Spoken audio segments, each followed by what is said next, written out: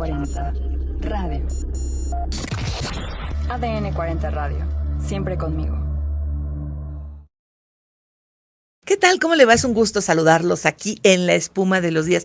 Quédese con nosotros, por favor. Tenemos un gran programa con una persona que quiero mucho, pero además que tengo muchas dudas de preguntarle ciertas cosas de las cuales no tengo conocimiento, pero espérense tantitito, los voy a dejar tantito picados para decirles de qué se trata y de quién se trata. También vamos a tener datos y lo que usted ya sabe en este programa. Nos encuentra en todas nuestras plataformas como ADN 40 en televisión, en radio, en la web y por supuesto en Instagram, X, Facebook, YouTube, TikTok, Trends. Por cualquiera de esas lo vemos, lo leemos y lo escuchamos. También en mis redes personales me encuentra como Neira Moncayo. Claudia Franquis, ¿cómo estás? ¿Cuáles son las efemérides del día de hoy? Pues hoy estamos de manteles largos y con la cocina bien puesta. A ver, ¿cómo? Porque hoy, 16 de noviembre, es el Día de la Gastronomía Mexicana.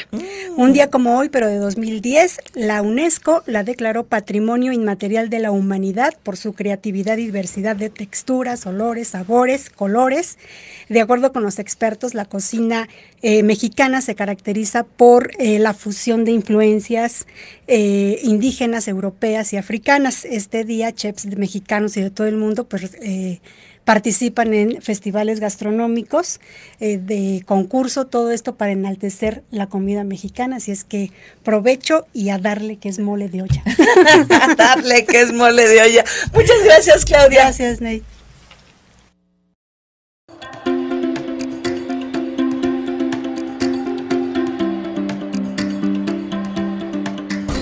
Escuchas ADN 40 Radio. ADN 40 Radio. Siempre conmigo. Y bueno, pues ya le había yo anunciado que tengo una persona que quiero mucho que se llama Raúl Villanueva, editore y periodista digital. Les voy a decir un poquito de su semblanza. Raúl Cruz Villanueva es editore y periodista digital con especialidad en crítica cultural y de medios. Desde 2014 enseña letras mexicanas. Su trabajo se ha enfocado en el análisis crítico sobre la formación de narrativas, en la conformación de identidades nacionales y en la diseminación y conformación del discurso de odio en plataformas digitales a nivel internacional. También se ha enfocado en el impacto que de estos tienen en los medios mexicanos y la representación de poblaciones cuyos derechos han sido históricamente vulnerados. ¿Cómo estás, Raúl? Hola, Ney, muy bien, me da mucho gusto estar acá contigo. Y, ay, Raúl, debí haberme arreglado las uñas. A mí ya me urge el manillo, la verdad. Es que, ¿sabes qué? Les voy a contar un chisme. Raúl tenía ya un tiempo trabajando en la redacción de ADN 40 sí. Y yo pasaba por donde, ¿cómo te digo? Bueno, les vamos a decir el tema de hoy y su testimonio en este jueves de testimonio es qué significa ser no binario. Vamos a entrar a eso. Entonces yo le dije a Raúl, mira, Raúl, yo no sé de esto, es nuevo para mí hablar empecé con la comunidad LGBT y después se fue diversificando muchas cosas que yo me quedé en la LGBT y de ahí Cumas y después me perdí. Entonces, cuando viene alguien le digo, ¿cómo te Ese es un paso enormísimo y muy importante. No, vino, por ejemplo, tuvimos a los expulsados de MasterChef sí. Y vino Manuna y le dije, Manuna, ¿cómo te digo, te llamo, como quieras? Ok. Y entonces ya no tuve tanta bronca que se me saliera. Entonces te voy a pedir que en un ejercicio de amor y cariño me vayas tú diciendo, interrumpiendo. Claro. Entonces, porque yo te voy a decir editor, ¿no? Editor. Y todo esto porque mucha discusión se ha hablado acerca de la Real Academia, tú que eres persona de letras, y que si estamos deformando el lenguaje, que si estamos... Pero lo que aquí vamos a hablar va a ser de tu testimonio, y que quiero que sientas que este es un lugar donde tienes a alguien enfrente de ti que te respeta y te ama. Yo lo sé. Así es que soy media bruta para eso porque no entiendo ¿no? Pero tú me vas a ir diciendo, ¿te parece? Entonces, bueno, el chisme era que le veía, que le veía todas las mañanas. Y yo veía mis uñas y decía, es que, ¿cómo es posible que se cuiden las uñas y yo no me cuide las uñas? No es posible. Y ya de ahí me acerqué por tus tatuajes. Sí. Y empezamos ahí a platicar Sí. sin saber que después, porque eras como asesor externo, Sí. ibas a ser parte del equipo de ADN. Sí, eso pasó. Y sigo sin arreglarme luego las uñas. No, y a mí me urge un nuevo manicure, que creo que voy a hacer la cita para estos fines de semana, porque sí me urge. ¿Qué es ser no binario? Mira, hay una explicación muy cortita que es que somos personas que no nos identificamos ni con ser mujer ni con ser hombre, más allá del género que se nos fue asignado al nacer. Para mí es mucho más complejo que eso. Es parte de esta saberte fuera de ese binarismo de género. Pero también implica el que constantemente estar fluctuando entre esas dos realidades, ¿no? A mí en la calle me ha pasado muchas veces que la gente no sabe, en especial cuando traigo cubrebocas, que la gente no sabe qué género soy y me hablan a veces de señorita, a veces de señor, y hay días en los que me encanta ese cambio y hay días en los que no me siento nada bien con cuando me nombran como caballero, que es una cosa que conforme más me he androgenizado en cómo me he visto, no, que tú has visto, venía de muy formal, camisa y pantalón de vestir, ahora ha sido como un cambio, yo sé que es un cambio mucho más evidente,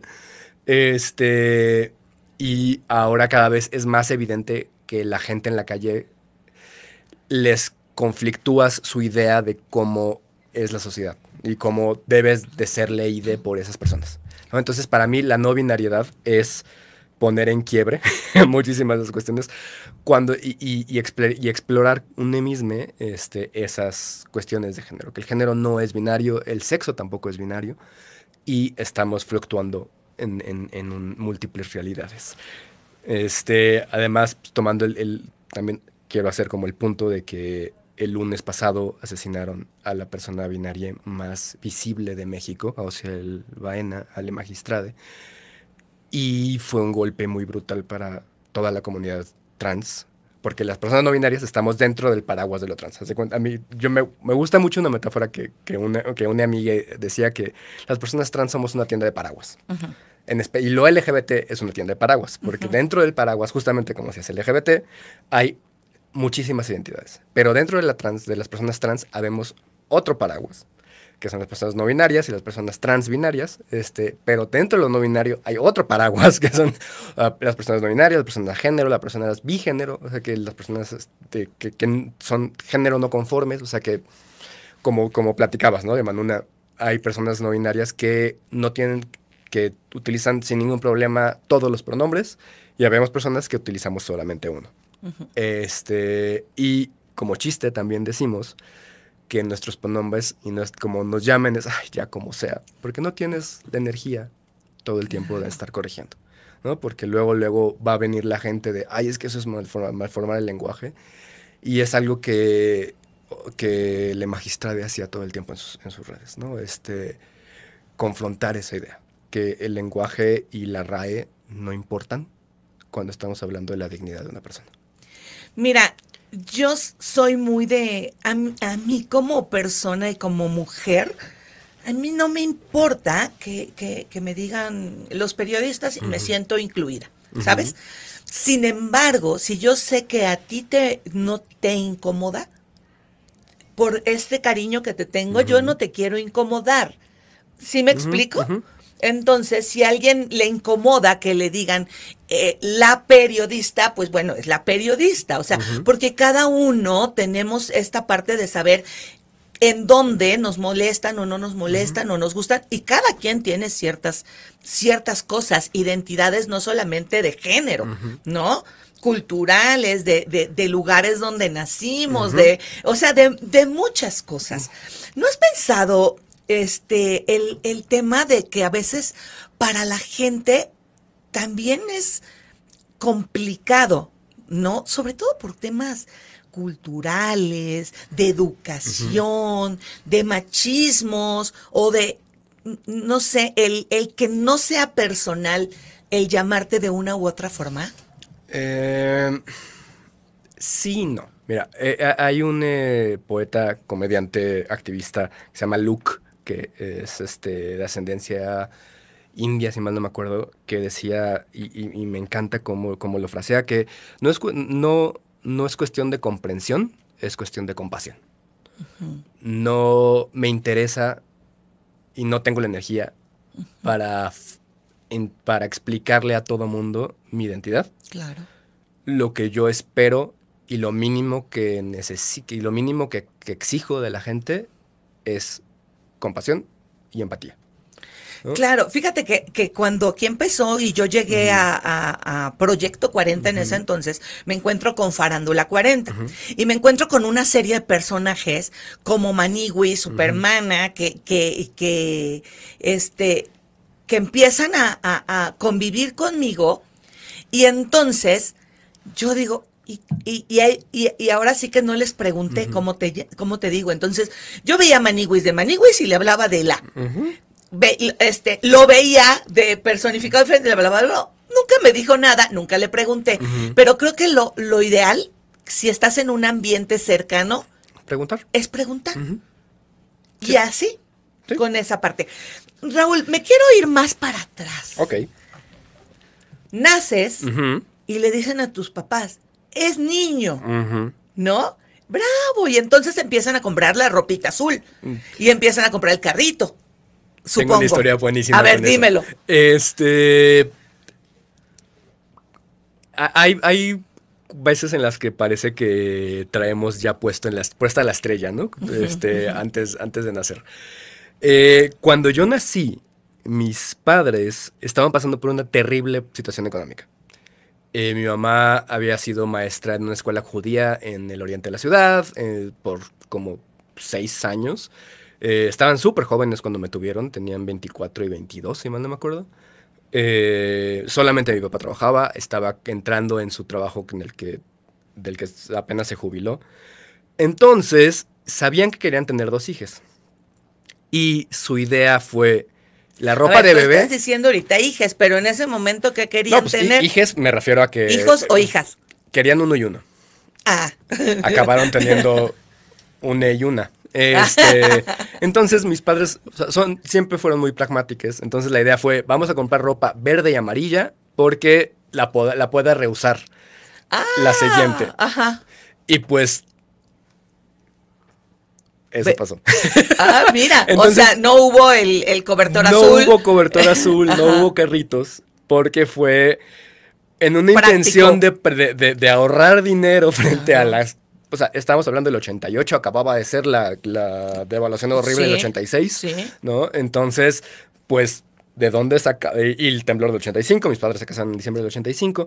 Entonces era como literal una cuestión económica, se convirtió en una estrella para la vida. Y, por ejemplo, y otra cosa que pasó, que también es como muy chistoso, es que mi madre, trabajando en esa escuela judía, se obsesionó con el nombre de Daniel. Y siempre contaba la historia de que yo, si hubiera nacido niña, me iba a llamar Daniel, como la grafía francesa. Para Daniel. Que sonara Daniel. Y pues me nombraron niño al nacer y me llamé Daniel. Entonces también ahí había, como que viéndolo hacia atrás, me da mucha risa el hecho de que tanto mi nombre tenía una no binariedad marcada, como la compra de todas las cosas para el cuarto del bebé acabaron siendo muy irónicas, ¿no? Pero eso no implica que no hubo una presión social para construir un niño que fue porque fue nombrado así. Y justamente con las personas trans, cuando hablamos de asignado o asignada, niño, niña al nacer, porque es justamente, y ahora con los gender reveal parties, las fiestas de revelación de género, hay muchas expectativas que se construyen. Cierto. Porque hay todo un sistema social, cultural, económico, religioso, que impone la idea de cómo se llama y qué se espera de una persona con ciertos genitalia y con cierta cromosomía, ¿no? Pero en estudios de teoría queer lo que decimos es que es un sistema sexogenérico, porque las personas intersexuales también existen. Y lo que ves en el cuerpo de una persona no necesariamente es genéticamente y fisiológicamente lo que determina una persona. ¿Sabías que hay más personas intersexuales que pelirrojas? Obvio, ¿no? Ese es el porcentaje tan grande poblacional porque son múltiples en condiciones intersexuales. Entonces, el binario de sexo también está en crisis. También nunca ha existido y es una construcción social. Entonces, cuando hablamos de asignar al nacer, también nos referimos a eso, que el 80% de las personas intersexuales que tienen ciertas condiciones que se ven visiblemente intersexuales, son 90% en México, son sometidas desde bebés a cirugías de confirmación de género, que no les preguntan, que los padres determinan y los doctores determinan someterles a cirugía, y hay veces que las infancias no se enteran hasta que son adultas, hasta que pasan una pubertad que no esperaban tener. Y el activismo intersexual va muy de la mano del activismo de las personas trans, porque pues te forzaron a ser una persona trans. Raúl, ¿qué pasa contigo en la infancia? Porque bueno, ahora con todo lo que eres del intelecto, de lectura, de todo tu conocimiento, es otra cosa, pero yo quiero saber a Raúl de niño, antes de saber que era niñe, ¿no? Siempre he sido niñe, nada más no lo sabía. Ah, bueno, cuando empezaste a darte cuenta que eras niñe, ¿no?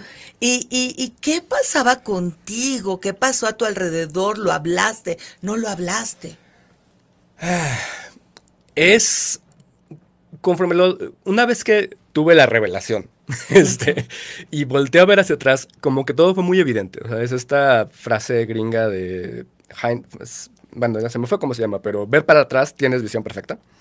Pero es que siempre es esta cosa en la que yo sabía que no cuadraba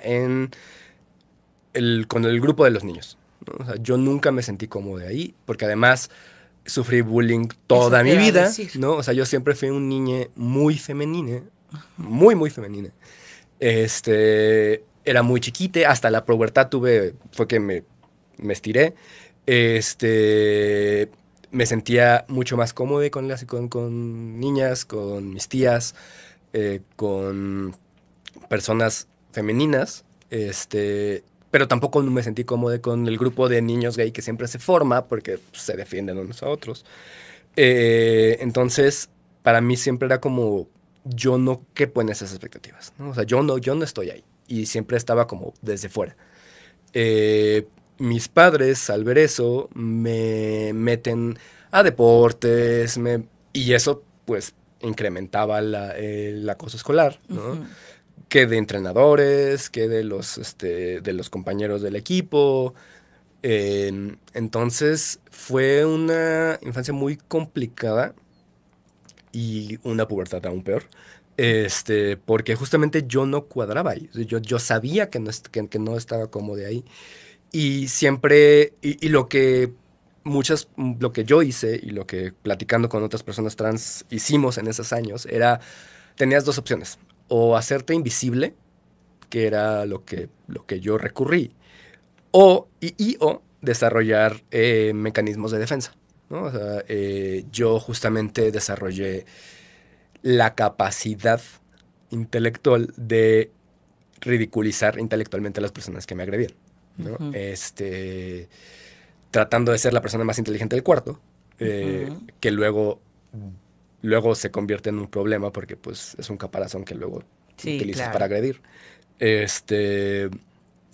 Fue mi mecanismo de defensa, hacerme invisible cuando no era requerido, pero a la hora de que hubiera una agresión, saber que tenía herramientas para repeler esa agresión, ¿no? Y todavía hoy lo hago mucho cuando he llegado a tener situaciones de violencia en el transporte público o en la calle. siempre trato de dejar en ridículo a la gente porque no saben qué hacer. Una vez que les dejas en ridículo hablado, no saben qué hacer, ¿no? Alguna vez un tipo en el metro me quiso empujar, ¿no? Porque, pues, no voy a decir las palabras que me dijo en ese momento, pero se me pone muy cerca y yo lo que hago fue como, bueno, si me quieres besar, hay otras palabras para decirlo. Y el tipo, todo el mundo se rió. El tipo no supo qué hacer y se fue al otro lado del vagón. Y yo respiré tranquilo, ¿no? Pero afortunadamente no he sufrido agresiones, pero muchos intentos de agresión sí he vivido, ¿no? ¿Y qué pasa con la familia cuando ya se hace? Porque no creo que sea nada fácil de, pues, para algunos de comprender o de aceptar en este. ¿Cómo fue tu caso con la familia? Primero con tus padres. Mira, yo llevo casi 3 años ya de no hablar con mi familia.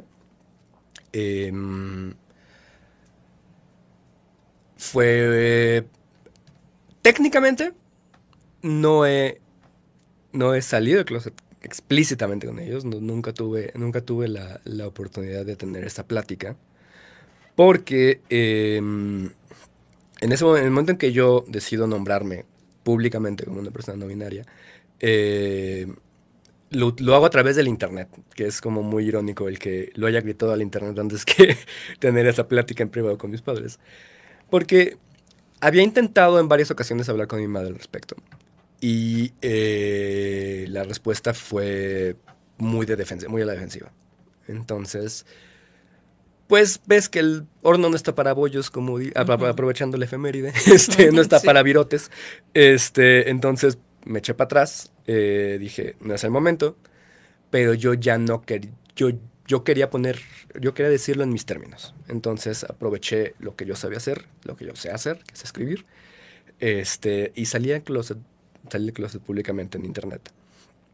Y la última llamada que tuve con mi familia, con mi madre en particular, me preguntó por una cosa que no tenía nada que ver sobre el texto _ video en el que yo salí, ¿no? Y fue como muy evidente para mí que no iba a haber esa conversación, porque mi familia es experta, como muchas familias mexicanas, Sí. en encontrar la manera de no hablar del elefante que está en medio del cuarto, o reconocer por encimita al elefante y vivir con el elefante alrededor del cuarto, ¿no? Sin desarrollar el tema y sacar al elefante del cuarto. Mira, Raúl, te voy a ser bien honesta, ¿no? Cuando te vi, yo dije, mira, este chavo es gay, ¿no? Porque es lo que uno cree, porque pues trae la uña pintada, Claro. ¿no? Y dices, y así. Pero justo nos conocimos poco antes de que te casaras. Sí. Y entonces dije, pues es que ya se pueden casar, ¿no? Dije, pues ya se pueden casar. Pero entonces me entero que te casas, ¿cómo se puede? Que es con una mujer. Con una mujer cis. Ajá. Y entonces, mi cabeza... Esa misma cara es la cara que pone la gente siempre en la calle cuando Mari y yo nos damos un beso. Es fascinante esa cara no entiendo qué está pasando. ¿Sabes? O sea, a mí es mi primer caso, el primer caso de alguien que se llama no binario, ¿cómo lo digo así? Sí. Que se llama no binario, y después digo, entonces, los no binarios se juntan con no binarios, o cómo está eso. Ajá. Entonces, yo me quedé así de que, se va a casar, pero al principio cuando dijiste que se iba a casar, dije, pues se va a casar con su novio, ¿no? En esta parte donde, pues es gay, y los gays se casan hombre con hombre, y mujeres con mujeres, ¿sabes? Ajá. Y después conozco a tu esposa, ¿no? Primero la conocí por sus textos fabulosos, que hasta me inspiró en un podcast. Una gran escritora. Una gran escritora y ¿verdad? Periodista, Sí. ¿no? Y ya después la conocí físicamente y todo. Y Y es la mujer más femenina que conozco en mi vida. Sí. ¿Qué hay ahí? Perdóname por meterme tanto en la intimidad, pero esto es de testimonio. No, mira, por ejemplo, justamente una de las principales violencias que yo viví toda mi vida fue una violencia homofóbica. Porque Sí. justamente siempre fui leído como un niño gay. Ajá. Y era tanto y era tan insistente que, pues, hubo muchos momentos de mi vida en los que yo me pregunté, ¿y si sí soy? Porque justamente, Sí. o sea, hace 15 años, hace 20 años, hace 30 años, no era tan visible ni tan conocida esta terminología. Claro. ¿No? O sea, apenas ahorita estamos teniendo las herramientas para nombrarnos. Y hubo momentos de mi vida en los que yo me preguntaba si era bisexual, pero luego me caía el 20 que yo nunca jamás he tenido ningún tipo de atracción por hombres y de hecho me generan mucha repulsión en ese sentido. Y siempre en automático lo que para mí cualquier hombre inmediatamente me hace dudar de si es confiable o no. Ujú. Siempre. ¿Por qué? Por toda una historia de traumas gigantesca, enorme, violencias y Ajá. agresiones, ¿no? Que es un tipo de experiencia muy similar al que muchas mujeres viven todo el tiempo, Ajá. ¿no? Creo que es una experiencia que se De puede... acoso, de... Ajá. Ajá. A mí acoso de violencia, pero pues sí, no, o sea, nunca hubo un acoso sexual de ese lado. Pero pues, sí me preguntaba ¿y si soy bisexual? Pero no, espérate, no soy. Entonces, hasta que empecé a leer sobre la teoría trans, sobre qué es ser trans, fue como, esto me comunica algo. Pero me quedaba bien claro que eso no era una mujer trans, que era algo en medio. Y ese algo en medio fue justamente la no binariedad. Sí, porque decías, no quiero ser mujer, Ujú, ¿no? exactamente. Exacto. Y todo. Tu aspecto físico Ujú. también es, porque yo no te veo vestida de mujer, No. ¿no? O sea, veo tus detalles, veo tu...